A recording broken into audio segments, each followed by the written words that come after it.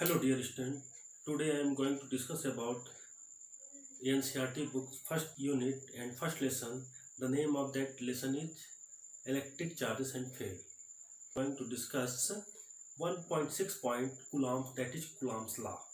In this topic we will discuss about Coulomb's law के बारे में हम लोग जानेंगे. Coulomb's law की definition क्या है, derivation, unit of charge and derivation in a vector form. तो ये चार टॉपिक्स हम लोग डिस्कस करने वाले हैं. तो चलिए टाइम को ख़त्म किए बिना ही हम लोग स्टार्ट करते हैं डेफिनेशन. जैसा कि हम लोग जानते हैं यूनिवर्सल लॉ ऑफ ग्रेविटेशन. तो यूनिवर्सल लॉ ऑफ ग्रेविटेशन में two masses are always attract each other. Okay, ये वर्ड हम लोग यूज करते हैं. But in the case of charges, हमने पहले भी डिस्कस किया है, two like charges are repel and two unlike charges are attract each other. अब ये अट्रैक्ट करते हैं अदरवाइज रिपल करते हैं. दैट मीन्स इसके बिटवीन एक फोर्स लगता होगा. कितने फोर्स से रिपल करेंगे, अदरवाइज कितने फोर्स से अट्रैक्ट करते हैं. अब इसी फोर्स की वैल्यू को कूलम्ब्स ने एक्सप्लेन किया है. तो चलिए हम लोग पढ़ लेते हैं इनकी डिफिनीशन क्या है. According to Coulomb's law, the force of attraction और repulsion is the force of attraction or repulsion between two stationary point charges is directly proportional to the product of the magnitude of the two charges and inversely proportional to the square of the distance between them. ये definition होगी. जब कभी question आएगा तो हमें ऐसे ही definition लिखना पड़ेगा. और ये फोर्स लगता कैसे, how to act. This force acts along the joining the two charges. कहने का मतलब ये है, if two charges are here, minus Q charges and this is plus Q charges. अब इन दोनों बीच में जब ये दो चार्जेस हैं, both are unlike charges, then they will be attract. तो इनका जो डायरेक्शन होगा फोर्स, वो कैसा होगा, एक जो लाइन इनको ज्वाइन कर रही है उन्हीं इनके अलोंग ही लगेगा ये. ठीक है ना. तो फर्स्ट में लग रहा है टू की वजह से और इसमें टू में लग रहा है फर्स्ट की वजह से. ये कह रहा है. अदरवाइज टू लाइक चार्जेस की हम लोग बात करें, suppose that two like charges की बात करें, Q1 and plus Q2, otherwise minus to minus, तो बोथ आर रिपल.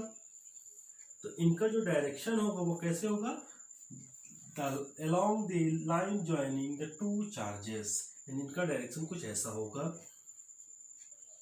ओके, तो इस तरह के फोर्सेस लगेंगे. चलिए, ये था हमारे पास डिफिनेशन. इनके डायरेक्शन को हमने एग्जांपल के तौर पर समझा. डेरिवेशन कर लेते हैं.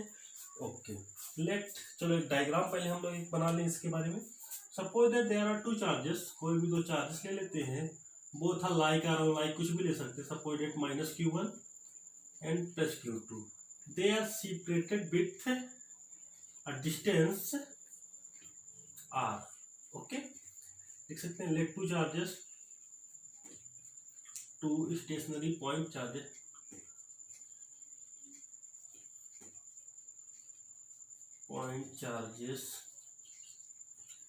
Q1 and Q2. okay, and they are separated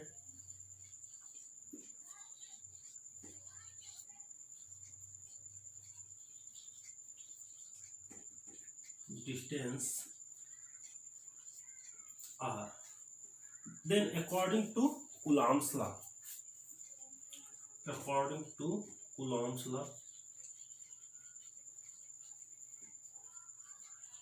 क्या बोलता है पहला law, is the force of attraction और रिपल्सन. कोई भी चार्जेस हो, द फोर्स ऑफ अट्रैक्शन और repulsion is directly proportional to the product of magnitude of two charges. इनकी मैग्नीट्यूड हम Q1 एंड Q2 लेते हैं. That means this is the value. Okay, and second, inversely proportional to the square of the distance between them.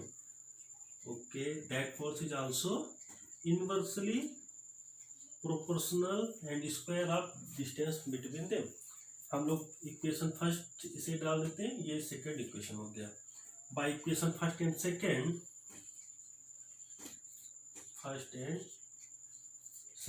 we can write here F is proportional to Q1 Q2 upon R square, otherwise F equal to K Q1 Q2 upon R square.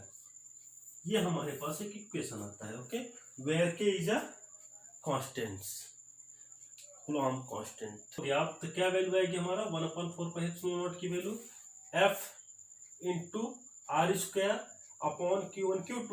तो what is the F? F is here force.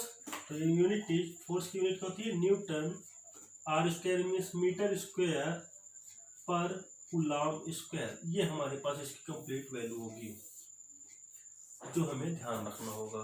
साथ ही साथ हमें जानना भी है what is epsilon naught. Epsilon naught is known as permittivity of free space. of epsilon naught is 8.85 into 10 to the power minus 12। Okay, unit कैसे निकालेंगे? यहाँ पर एप्सिलॉन नॉट बस हमको यहाँ शिफ्ट करना है, तो फोर्स अपॉन में आ जाएगा। डेट मीन्स यूनिट क्या हो जाएगी हमारे पास? सबसे ऊपर कूलॉम है, यानी कूलॉम स्क्वायर अपॉन फोर्स नीचे है तो आ जाएगा न्यूटन इंटू मीटर स्क्वायर। ये हमारे पास वैल्यू हो गई परमिटिविटी ऑफ फ्री स्पेस। जानना चाहेंगे what is the unit of 1 coulomb and what is the definition of 1 coulomb through coulomb charges. Okay, हमने फार्मूला देखा। The formula of between two charges have attraction और repulsion force. F is represented by F is 1/4πε0 Q1 Q2 upon R square. चलिए इसे हम one unit charge की definition में कैसे use करते हैं, चलिए देख लेते हैं। We know that the formula F equal to 1/4πε0 Q1 Q2 upon R square. Suppose there are two similar charges, means like charges.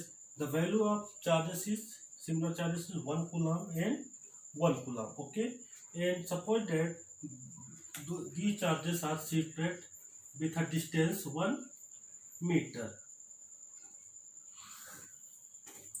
Then the force act between them F equal to, we put here the value of 1/4πε0 is 9 into 10 to the power 9 Newton meter square per coulomb square. And here we use Q1, the value of Q1 is 1 coulomb and second 1 coulomb. 1 into 1 coulomb and coulomb square, and the distance, the value of distance is 1 meter, means 1 square meter square. Meter to meter cancel, coulomb to coulomb cancel. And so we get here F equal to 9 into 10 to the power 9 Newton. तो how to define, मतलब कि 1 Newton की definition के लिए हम 2 same charges लेते हैं जिनकी वैल्यू 1 कूलॉम हो और उन्हें 1 मीटर में सेपरेट करते हैं। Then there have act a repulsion force. The value of that repulsion force is 9 into 10 to the power 9 Newton. That is called 1 coulomb. 1 coulomb is that amount of charge that repel an equal and similar charges with a force of 9 into 10 to the power 9 Newton when placed in vacuum at a distance of 1 meter from it. तो ये sentence के रूप में लिखेंगे और numerical के form में लिखना है, तो ये हमारे पास यूनिट ऑफ चार्ज की वैल्यू होगी। हम दोनों को यूज कर सकते हैं। Now I am going to discuss about Coulomb's law in a vector form, how to represent Coulomb's formula in a vector form. Okay, तो हम ये जानते हैं there are 2 similar charges Q1 and Q2, both are repel each other. When the force is F12 means Coulomb जो charges point charge 1 में 2 के through लगने वाला फोर्स, इट इज रिप्रेजेंट 2 में फर्स्ट की वजह से लगने वाला फोर्स। ओके, तो let 2 positive point charges Q1 and Q2 placed in vacuum at distance r from each other and they repel each other. Okay, in the vector form coulombs are expressed as F12 equal to 1/4πε0 Q1 Q2 upon R square. That is a common word, but in which direction there are, we will use here in a vector form there is have a unit. तो ये unit vector direction के according बताएगा। तो यहाँ पर direction हमको represent कर रहा है R2 to 1. That means this is a first equation which is represented by force in a vector form where